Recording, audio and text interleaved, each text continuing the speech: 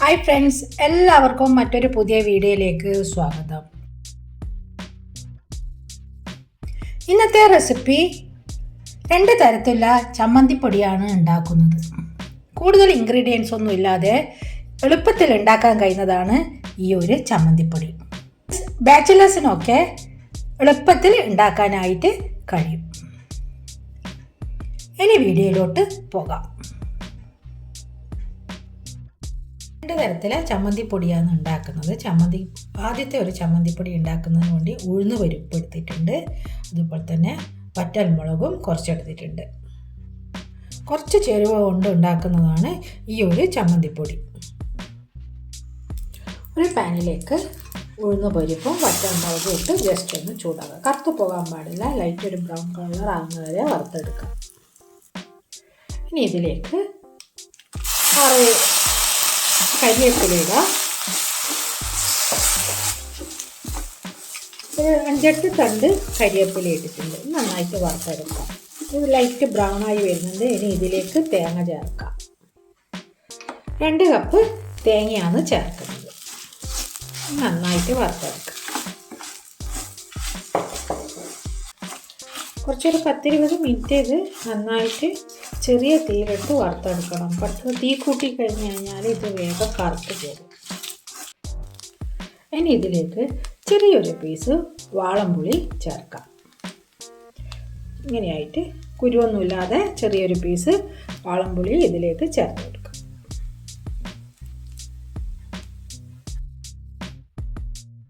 ഉപ്പ് ചേർക്കാം.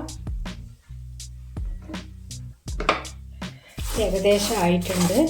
അധികം കരിഞ്ഞു പോകാൻ പാടില്ല. കരിഞ്ഞു പോയി കഴിഞ്ഞാൽ പിന്നെ കരിഞ്ഞ ആ ഒരു ടേസ്റ്റ് ആയിരിക്കും ചമ്മന്തിപ്പൊടിക്ക് ഉണ്ടാവുക.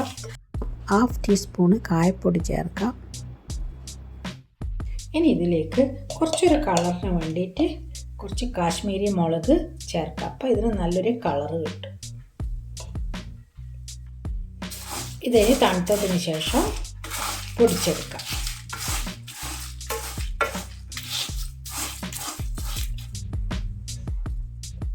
ഇനി അടുത്ത ചമ്മന്തിപ്പൊടി ഉണ്ടാക്കാം. അത് കുറച്ച് മാറ്റമുണ്ട്. ഇതിൽ ചെറിയ ഉള്ളി കുറച്ചിടാം. വളരെ കുറച്ച് ഓയിൽ ഒഴിക്കാം. ഇതിലേക്ക് വെളുത്തുള്ളി ചേർക്കാം. ഇഞ്ചി ചേർക്കാം.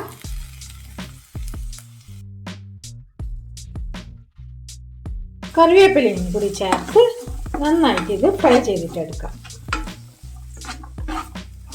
ഇതിലെ വെള്ളമൊക്കെ ശരിക്കും പോയി ഡ്രൈ പോലെ ആയിട്ട് എടുക്കാം.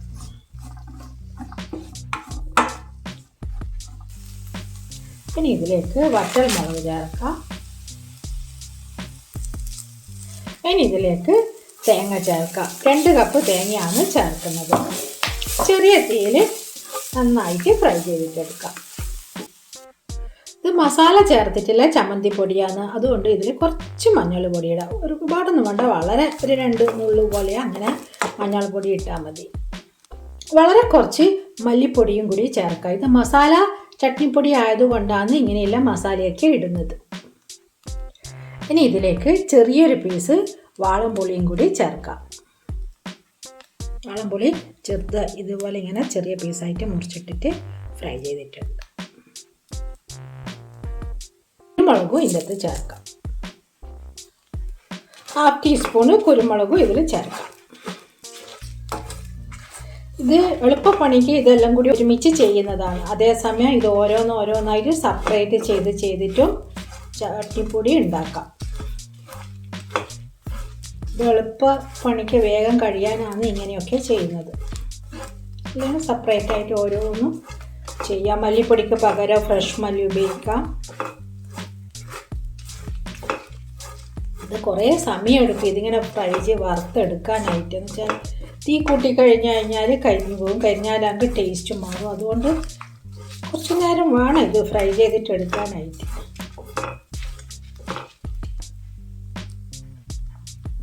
ഇനി ഇതിലേക്ക് കുറച്ച് കായപ്പൊടി ചേർക്കാം. വളരെ കുറച്ച് മതി കായപ്പൊടി. ഇനി ഇതിലേക്ക് ഉപ്പ് ചേർക്കാം.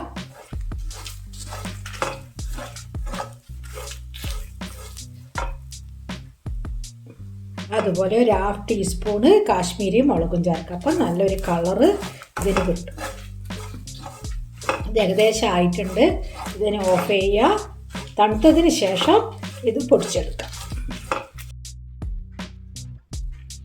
ചമ്മന്തിപ്പൊടി 2 തരത്തിലുള്ള ചമ്മന്തിപ്പൊടി ആയിട്ടുണ്ട്. ഇനി രണ്ടും പൊടിച്ചെടുക്കാം. തണുത്തതിന് ശേഷം പൊടിച്ചെടുക്കാം. നല്ല ടേസ്റ്റാണ് ചോറിന്. ഇത് മാത്രം ഉണ്ടായാൽ തന്നെ ചോറ് കഴിക്കാൻ കഴിയും. ഇതിനി പൊടിച്ചെടുക്കാം.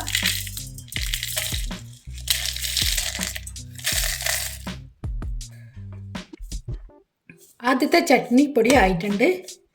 ഇനി മറ്റൊരു പാത്രത്തിലേക്ക് മാറ്റി വെക്കാം. ഇത് നല്ല അടിപൊളിയായിട്ട് ചമ്മന്തിപ്പൊടി റെഡി. അധികം ഇൻഗ്രീഡിയൻസ് ഒന്നും ഇല്ലാത്ത എളുപ്പത്തിൽ ഉണ്ടാക്കാൻ പറ്റുന്ന ആദ്യം ഉണ്ടാക്കിയ ചട്നിപ്പൊടി റെഡി ആയിട്ടുണ്ട്. ഇനി രണ്ടാമത്തെ ചമ്മന്തിപ്പൊടി ഉണ്ടാക്കാം. ഇത് മസാല ചമ്മന്തിപ്പൊടിയാണ്. എല്ലാ മസാലയും ചെറിയ ഉള്ളിയും ഇഞ്ചി വെളുത്തുള്ളിയും ഒക്കെ ഇതിലിട്ടിട്ടുണ്ട്. അതുകൊണ്ട് ഇതിന് വേറെ തന്നെ നല്ലൊരു ടേസ്റ്റും കൂടിയാണ്. ഇതിനി പൊടിച്ചെടുക്കാം. മസാല ചമ്മന്തിപ്പൊടിയും റെഡി. ഒരു ടൈപ്പ് ചമ്മന്തിപ്പൊടിയും റെഡി. ഈ മസാല ചമ്മന്തിപ്പൊടിയാണ് എനിക്ക് പേഴ്സണലായിട്ട് ഇഷ്ടം. നല്ലൊരു ടേസ്റ്റാണ് ഇതിന് ചോറിൻ്റെ കൂടിയൊക്കെ കഴിക്കുമ്പോഴേ. മറ്റേത് സാധാ ആയിട്ടുള്ള ചമ്മന്തിപ്പൊടിയാണ്. ചോറിന് വേറെ കറിയുടെ ഒന്നും ആവശ്യമില്ല. കുറച്ച് തൈരോ കുറച്ചൊരു അച്ചാറെല്ലാം ഉണ്ടെങ്കിൽ നല്ല അടിപൊളിയായിട്ട് ചോറ് കഴിക്കുക. വേറെ കറിയുടെ ഒന്നും ഒരു ആവശ്യമില്ല. ബാച്ചിലേഴ്സിനെല്ലാം എളുപ്പത്തിൽ ഉണ്ടാക്കാൻ പറ്റുന്നതാണ് ഈ 2 ചമ്മന്തിപ്പൊടികളും. കുറേ കാലങ്ങളോളം നിൽക്കുകയും ചെയ്യും. ഇത് ഈ 2 ചമ്മന്തിപ്പൊടിയും ഒരു ഗ്ലാസിൻ്റെ കുപ്പിയിലൊക്കെ ഇട്ട് വെച്ച് കഴിഞ്ഞാൽ വർഷങ്ങളോളം കേടുകൂടാതെ ഈ ചമ്മന്തിപ്പൊടി നിൽക്കും. എപ്പോൾ വേണമെങ്കിലും ഉപയോഗിക്കുകയൊക്കെ ചെയ്യാം. പക്ഷെ തീ കത്തിക്കുമ്പോൾ നന്നായി ശ്രദ്ധിക്കണം. കരിഞ്ഞു പോവാനേ പാടില്ല. ചെറിയ തീയിൽ വെച്ച് കുറച്ച് ടൈം എടുത്തിട്ട് വേണം ഇത് വറുത്തെടുക്കാൻ. ചോറും 2 ചമ്മന്തിപ്പൊടിയും